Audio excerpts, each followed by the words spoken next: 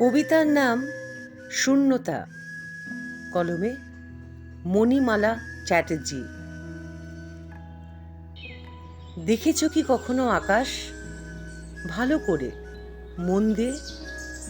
কত বিশাল, কত সুনীল, অসীম নীলিমার উদার ব্যাপ্তি, বিশ্বের মাথায় নীল ছাতা।